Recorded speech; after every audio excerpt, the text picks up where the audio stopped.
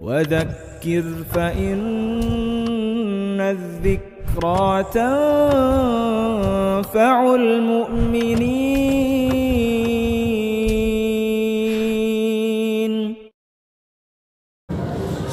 نحمده ونصلي على رسوله الكريم. أما بعد فأعوذ بالله من الشيطان الرجيم. بسم الله الرحمن الرحيم. وذروا ظاهر الإثم وباطنه. وقال الله تبارك وتعالى في مقام آخر: من شر حاسد إذا حسد. وقال رسول الله صلى الله عليه وسلم: إياكم والحسد فإن الحسد يأكل الحسنات كما تأكل النار الحطب. بزرگان محترم اور برادران عزیز، اللہ تبارک و تعالی نے جیسے ہمیں ہمارے جسم میں ظاہری اعضاء دیے اور ان اعضاء سے جو کام اور جو افعال صادر ہوتے ہیں وہ مخصوص ہیں اور دوسروں کو اس کا ادراک ہوتا ہے، دوسروں کو وہ کام پتہ چلتا ہے۔ مثلا آنکھ یہ ہمارا ظاہری عضو ہے اور اس سے ہم دیکھنے کا کام لیتے ہیں۔ تو اب ہم جو چیز دیکھ رہے ہیں تو جیسے ہم اس آنکھ کے ذریعے سے دیکھنے کا کام کر رہے ہیں تو اس کا علم دوسروں کو ہوتا ہے، دوسرے جان جاتے ہیں کہ یہ شخص فلاں چیز دیکھ رہا ہے۔ ہم بول رہے ہیں، زبان سے بولنے کا کام لے رہے ہیں، تو جب ہم زبان سے بولنے کا کام لے رہے ہیں تو آپ تمام کو میرے بولنے کا علم ہو رہا ہے، آپ احساس کر پا رہے ہیں کہ میں کچھ بول رہا ہوں، اور اسی طرح سے آپ میری اس بات کو سن رہے ہیں، کانوں سے آپ سننے کا کام لے رہے ہیں۔ تو جیسے اللہ تبارک و تعالیٰ نے ہمیں ظاہری اعضاء دیے اور ان سے ہم جو کام لے رہے ہیں اس کا دوسروں کو پتہ چلتا ہے، تو ایسے ہی اللہ تعالیٰ نے ہمارے جسم میں باطنی اعضاء رکھے ہیں جو مخفی ہیں، جو پوشیدہ ہیں، اور ان سے ہم وہ کام لیتے ہیں جس کا دوسروں کو پتہ نہیں چلتا۔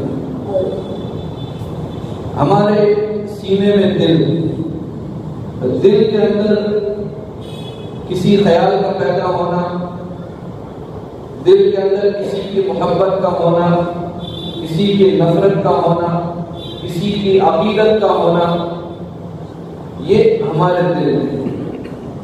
اسی طرح سے اللہ تعالیٰ نے ہمیں غور و فکر کرنے کے لیے دماغ دیا ہے، ہم سوچتے ہیں، منصوبے بناتے ہیں، سازشیں تیار کرتے ہیں، لیکن اس کا دوسروں کو پتہ نہیں چلتا، اس لیے یہ مخفی اعضاء ہے، چھپے ہوئے، نہ یہ نظر آتے ہیں نہ ان کے کام نظر آتے ہیں۔ اللہ تبارک و تعالیٰ نے ہمیں جو احکام دیے ہیں وہ دونوں سے متعلق دیے ہیں۔ اللہ تعالیٰ نے ہمیں آزاد نہیں چھوڑا کہ ہم اپنی مرضی کے مطابق اپنے جسم کو استعمال کریں۔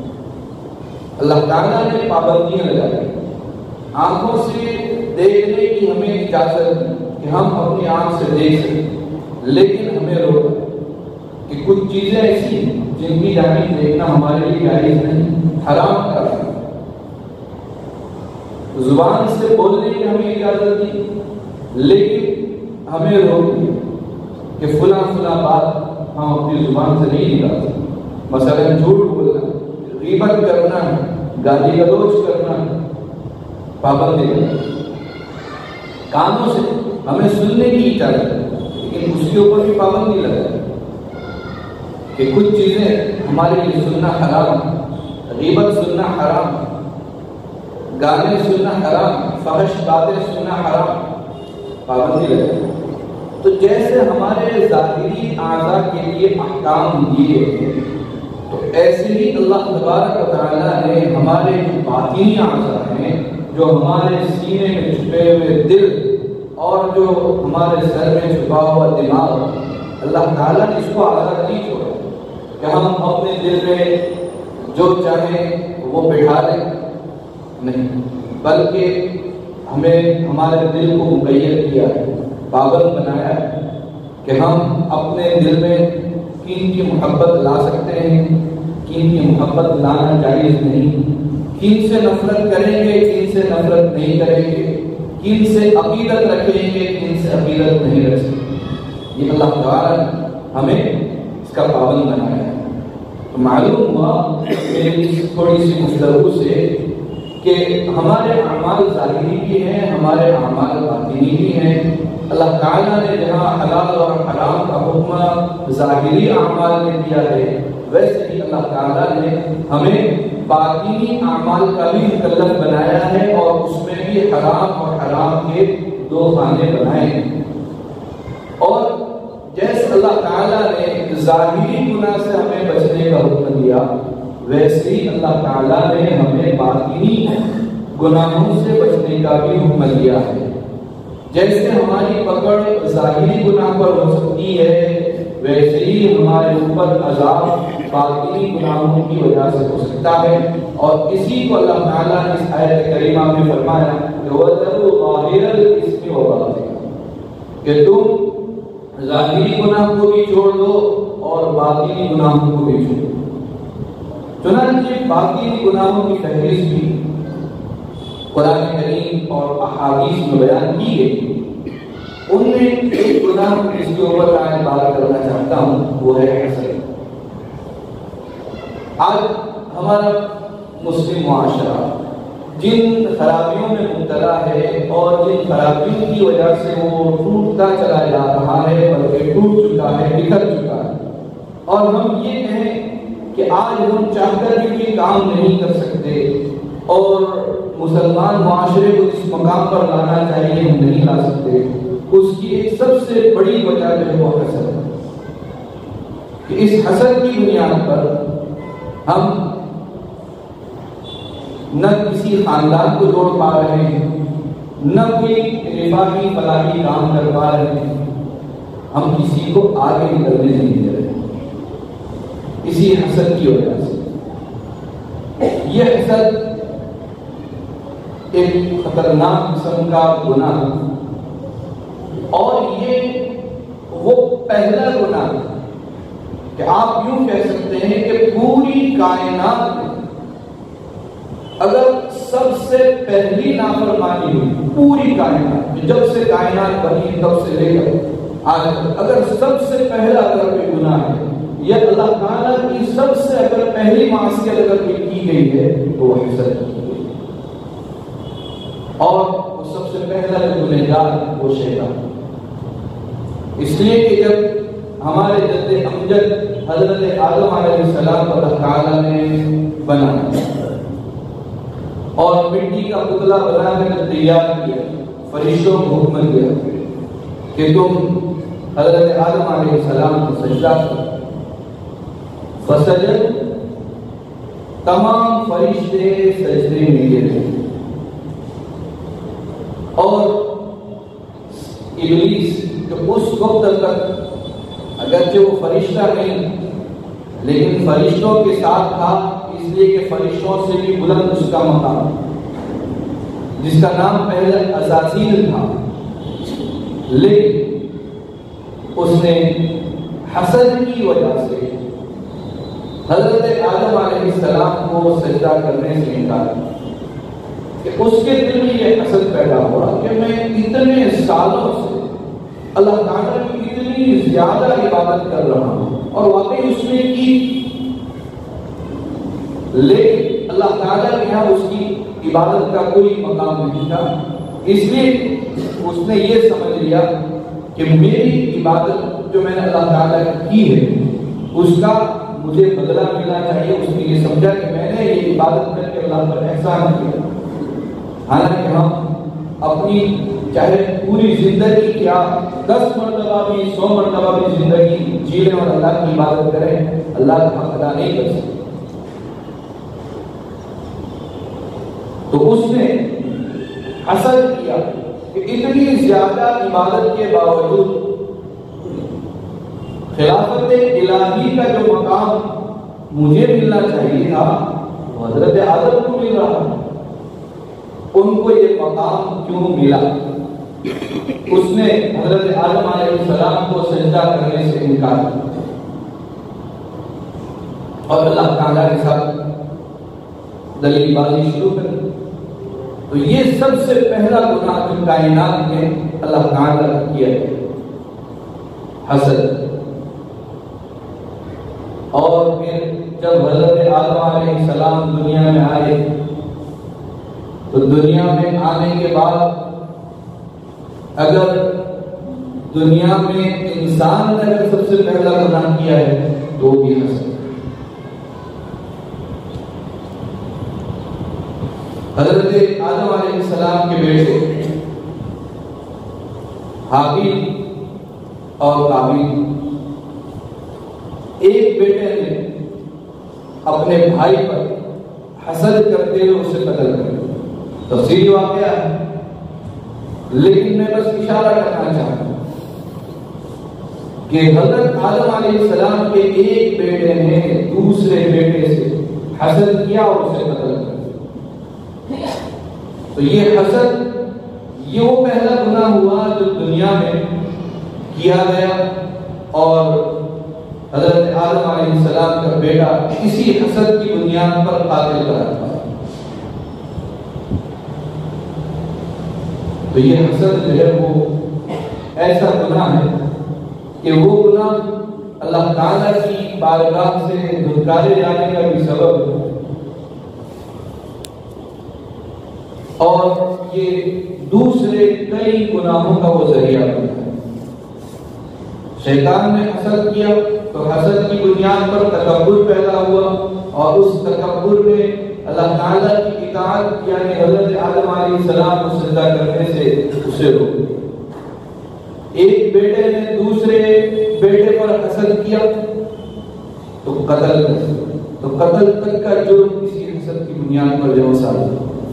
معلوم ہوا کہ حسد کی ایک دل کی بیماری ہے، ایک چھپا ہوا ایسا مرض ہے کہ جو دوسرے کئی گناہوں کا سبب اور ذریعہ بنتا ہے۔ حسد کی حقیقت کیا ہے؟ حسد کے معنی ہے کہ زوال نعمت کی تمنا ہے کہ اگر کوئی شخص اپنے کسی بھائی کے پاس مال و دولت دیتا ہے، یہ اللہ تعالیٰ کی کوئی بھی نعمت دیتا ہے کہ اللہ تعالیٰ نے اسے عطا کر رکھی ہے، تو اب وہ یہ تمنا کرنے لگ جاتا ہے کہ اس کے پاس سے وہ نعمت سلب ہو جائے، چھین جائے۔ یہ تمنا کرنا اس کو کہا جاتا ہے حسد۔ اور حسد یہ اتنی زیادہ مہلک بیماری اس لیے ہے کہ یہ در حقیقت اللہ تبارک و تعالیٰ کی تقدیر پر، اللہ تعالیٰ کی تقسیم پر اور اللہ تعالیٰ کے علم پر اعتراض کرنا کہ اللہ تبارک و تعالیٰ نے اپنے تمام بندوں کے درمیان اپنی نعمتوں کو تقسیم کیا اور اللہ تبارک و تعالیٰ یہ بہتر جانتے ہیں کہ کس کو کیا نعمت ملنی چاہیے تھی اور کون زیادہ مستحق ہے، کس کو نہیں ملنی چاہیے تھی اور وہ کیوں مستحق نہیں ہے، ہم نہیں جانتے، لیکن اللہ تبارک و تعالیٰ کو اچھی طرح سے جانتے ہیں اور اللہ تعالیٰ نے اپنے علم کے مطابق بندوں کے درمیان اپنی نعمتوں کو تقسیم کیا ہے۔ مال و دولت کی نعمت ہو یا مقام اور مرتبے کی نعمت ہو یا اولاد کی نعمت ہو یا علم اور شہرت کی نعمت، اللہ تعالیٰ نے اپنے بندوں کے درمیان تقسیم کی اور اللہ تعالیٰ جانتے ہیں کہ یہ نعمت اس کو ملنی چاہیے اور یہ اس کا مستحق۔ اب جب کوئی شخص دوسرے پر حسد کرتا ہے کسی نعمت کی وجہ سے، کہ اس کو یہ نعمت کیوں ملی، اور وہ یہ تمنا کرنے لگ جاتا ہے اس کے پاس سے وہ نعمت چھین جانی چاہیے، اس کے پاس وہ نعمت نہیں رہنی چاہیے۔ تو گویا وہ سب سے پہلے اللہ تبارک و تعالیٰ کی تقدیر کے اوپر اعتراض کرتا ہے، کیونکہ ہم نہیں جانتے کہ ہمیں کون سی نعمت ملنی چاہیے تھی اور کون سی نہیں ملنی چاہیے تھی۔ یہ اللہ نے ہماری تقدیر میں لکھ دیا، تو جو لکھا ہے وہ مل کر رہے گا، اور جو نہیں لکھا ہے ہزار کوششوں کے باوجود نہیں مل سکتا۔ تو اس لیے وہ اعتراض کرتا ہے اللہ کی تقدیر پر کہ اس کو یہ نعمت نہیں مل رہی، کیوں ملی؟ وہ اللہ تبارک و تعالیٰ کے علم پر اعتراض کرتا ہے۔ وہ یہ سمجھ رہا کہ اس سے زیادہ مستحق میں ہوں، اسے نہیں ملنی چاہیے تھی، مجھے ملنی چاہیے۔ اللہ تبارک و تعالیٰ کے علم پر وہ اعتراض کر رہا ہے، اللہ تعالیٰ کی تقسیم پر اعتراض کر رہا ہے کہ اللہ کو ایسے تقسیم نہیں کرنا چاہیے گا، بلکہ ایسے تقسیم کرنا چاہیے گا کہ یہ نعمت اس کو ملتی، وہ نعمت اس کو۔ تو آپ اندازہ کیجیے کہ جب آدمی حسد میں اندھا ہو جائے، اور خصوصاً جب اس کے دل کی بھڑاس اس کے ظاہری اعضاء پر آ جاتی ہے، کوئی ایسا قدم اٹھا لیتا ہے جس سے کسی کا جانی یا مالی نقصان کرتا ہے اس حسد کی بنیاد پر، تو اس صورت میں اس کا خود ایمان کمزور ہو جاتا ہے، اس لیے کہ اس نے اللہ تعالیٰ کی تقدیر پر، اللہ کے علم پر اعتراض کیا۔ یہ کوئی چھوٹی بات نہیں بلکہ بڑی خطرناک بات ہے۔ اور یہ جو حسد، علماء کرام نے اس کے 3 درجے بیان۔ سب سے پہلا درجہ یہ ہے کہ جب کوئی آدمی کسی کے پاس کوئی نعمت دے تو یہ تمنا کرے کہ وہ نعمت مجھے مل جائے، اس کے پاس رہتے ہوئے ملے تو ٹھیک ہے، ورنہ اس سے چھین کر مجھے مل جائے۔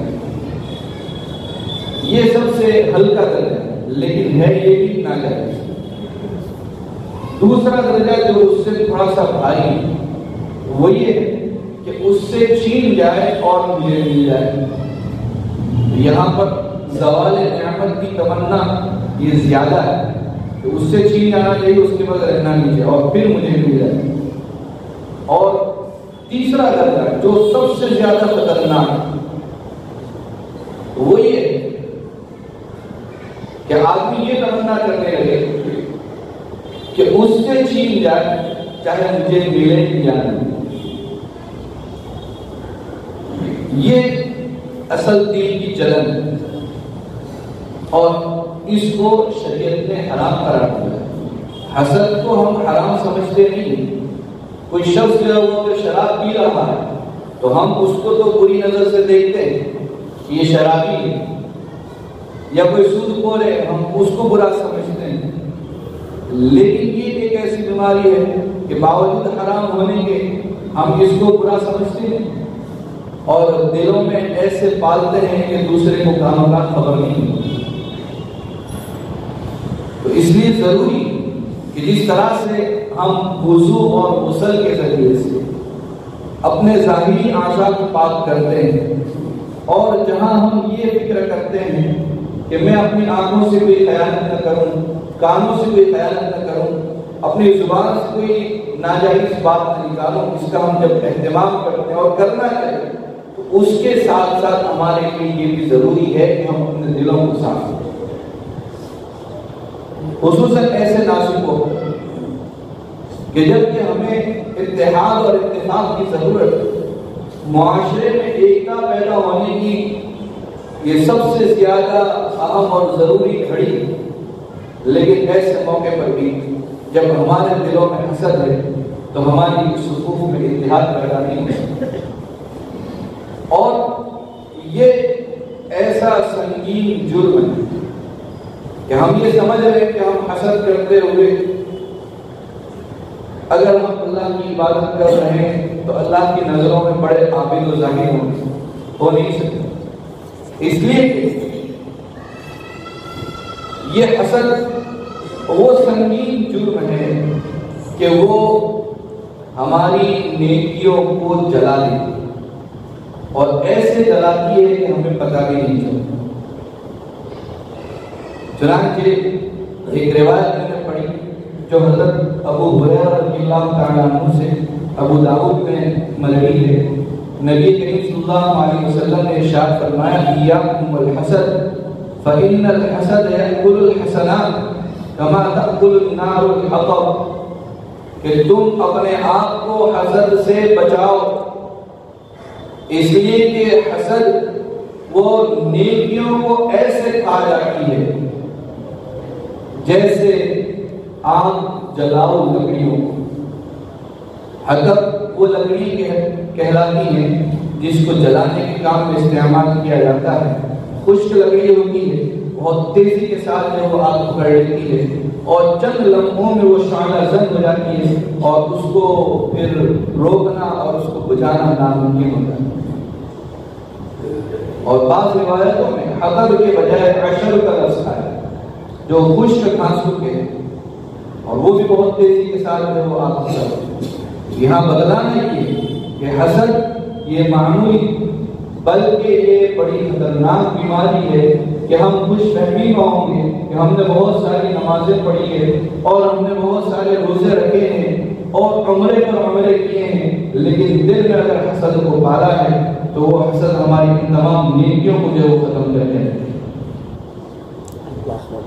اور ایک اور روایت میں نبی کریم صلی اللہ علیہ وسلم نے ارشاد فرمایا کہ یہ حسد یہ خالی موڑ دینے والا ہے، اور فرمایا کہ میں یہ نہیں کہتا ہوں کہ یہ بال کو موڑ دینے والا ہے بلکہ یہ دین کو موڑ دینے والا ہے، کہ اس حسد کی بنیاد پر دین ہی کو وہ موڑ دیتا ہے، یعنی وہ آدمی آہستہ آہستہ دل میں جو جلن ہے اس کی وجہ سے دین سے نکل جاتا ہے۔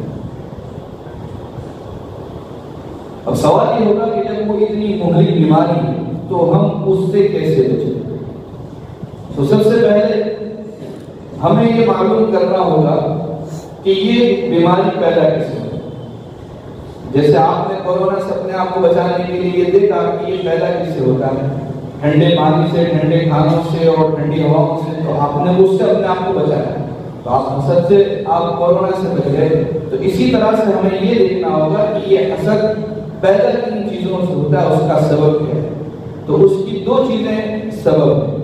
نمبر 1 پر ہے دنیا کی محبت، کہ جب آدمی کے دل میں دنیا کی محبت بیٹھ جاتی ہے اور وہ حد درجہ دنیا سے محبت کرنے لگتا ہے، تو اب وہ کسی کے پاس اگر کوئی ایسی نعمت دیکھتا ہے جو اس کے پاس نہیں تو اس کی طلب میں لگ جاتا ہے، جس کی بنیاد پر وہ حسد میں مبتلا ہے۔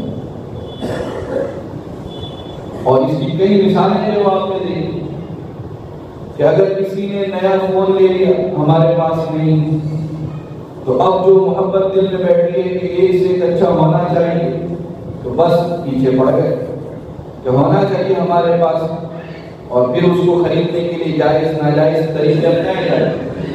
تو یہ حسد جو دنیا کی محبت کی وجہ سے پیدا ہوا۔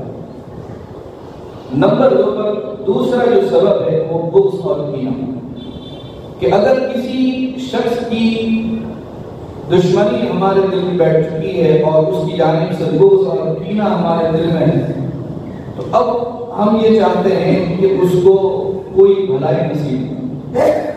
جب کسی سے ہم دشمنی کرتے ہیں تو ہمیشہ یہ چاہتے ہیں کہ ہمیشہ وہ برائی میں مبتلا رہے اور ہمیشہ اس کا نقصان ہوتا رہے۔ اب اگر ہم نے دیکھ لیا کہ اس کو کوئی نعمت ملے تو اب بس یہی تمنا اور یہی آرزو کہ کسی طرح سے اس کو نقصان ہو جائے اور اس کے پاس وہ نعمت چھین جائے۔ تو یہ 2 سبب ہیں، اور یہ 2 سبب بھی کچھ کم نہیں، یہ ایسے ہیں کہ یہ خود جو ہے وہ ام الامراض ہیں کہ ان میں سے بھی اور بیماریاں پیدا ہوتی ہیں۔ تو اس لیے اپنے آپ کو سب سے پہلے ان دونوں اسباب سے پاک کرنا پڑے گا کہ دنیا کی محبت نہیں ہونی چاہیے۔ دنیا کو استعمال ضرور کریں، اس کشتی کی طرح سے جس جو پانی میں چلتی ہے، تو تو اس کو چلنے کے لیے وافر مقدار میں پانی کا ہونا تو ضروری ہے، لیکن اس پانی کا کشتی میں ہونا مضر ہے۔ اسی طرح سے دنیا ہونی چاہیے لیکن ضرورت کے بغیر، ضرورت سے زیادہ ہو گئی تو وہ ہماری کشتی کو غرق کر دے۔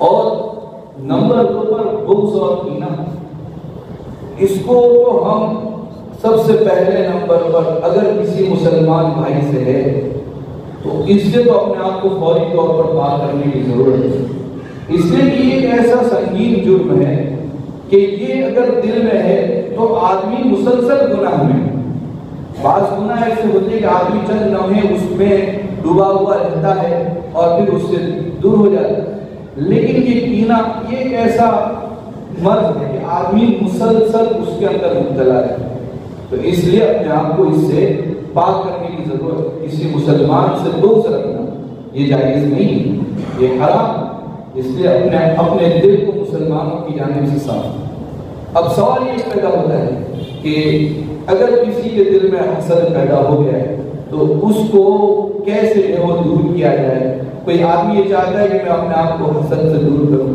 تو وہ کیسے جو اپنے آپ کو حسد سے پاک کرے؟ تو علماء کرام نے اس کے لیے کچھ ترکیبیں اور کچھ علاج بتایا۔ نمبر 1 پر پہلا علاج ہے کہ سب سے پہلا اور سب سے اہم اور ضروری کام یہ ہے کہ اللہ تعالیٰ کی تقدیر کے اوپر اپنے ایمان کو مضبوط سے مضبوط کرے۔ ہمارے دل میں ایمان ہونا چاہیے کہ اللہ تعالیٰ نے مجھے جو نعمتیں دی وہ میرے لیے کافی ہیں اور میں اس کا لائق تھا، میں اس کا مستحق، اور جو نعمت مجھے نہیں اس میں اللہ کی کوئی مصلحت ہوگی اور میں اس کا لائق نہیں تھا یا میں اس کا مستحق نہیں تھا، جس کو دی ہے وہ اللہ ہے۔ تو سب سے پہلے تقدیر پر اپنے ایمان کو مضبوط کریں، اس کے بغیر کام نہیں چلے۔ اس کے بعد ہم اپنی نعمتوں پر نظر ڈالیں۔ جب آدمی اپنی نعمتوں پر شکر ادا نہیں کرتا تو اس میں حسد کا مادہ پیدا ہوتا ہے، کہ ہم اپنی نعمتوں پر نظر ڈالیں کہ اللہ تعالیٰ نے ہمیں کن کن نعمتوں سے نوازا، ہم اس پر شکر ادا کرتے چلے جائیں گے تو کبھی ہمارے دل میں حسد پیدا نہیں ہوگا۔ اور تیسرا علاج یہ ہے اور بڑا عجیب ہے کہ ہم اپنے مسلمان بھائی کے لیے ترقی کی دعا،